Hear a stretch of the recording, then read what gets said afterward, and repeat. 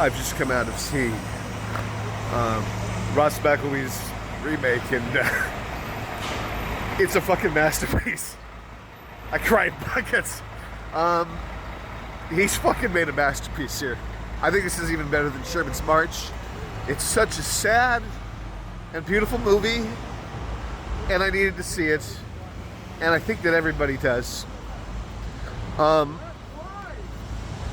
It's so heartbreaking. I want to just do nothing but hug this man.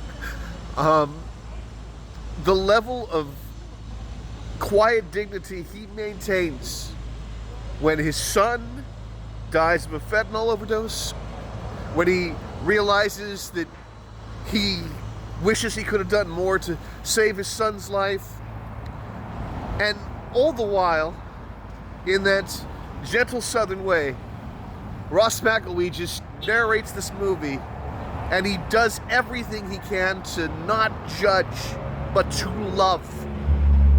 And he's absolutely unflinchingly honest about the terrible qualities of life. We see Charlene, the amazing woman who is in all of his movies, and she has dementia, and she can't remember a single fucking thing they did together when they shot these movies. It's so heartbreaking. We see him cross-cutting a number of times, showing just how you can go in life in 20 years from having this beautiful moment. He films a beautiful moment of his family. Then we see the movers taking all these possessions away. And at one point, they actually uncover like a skeleton of a rat from a trap behind the TV that he forgot was there. Ross McElwee is a fucking genius. He's a poet, and I think that Adrian, his son in this, comes across far more empathetically than in Photographic Memory, in which he was kind of a dick. By Ross McElwee's own admission, he couldn't announce in Photographic Memory, when his son was still alive, that his son had bipolar, that his son had a drug and alcohol problem. He couldn't do that. And if we would have known that, we as audience members would have loved him as much as obviously his father did. I think that maybe some people will criticize this movie for not showing his part in the collapse of his first marriage with Marilyn Levine, who was the mother of Adrian.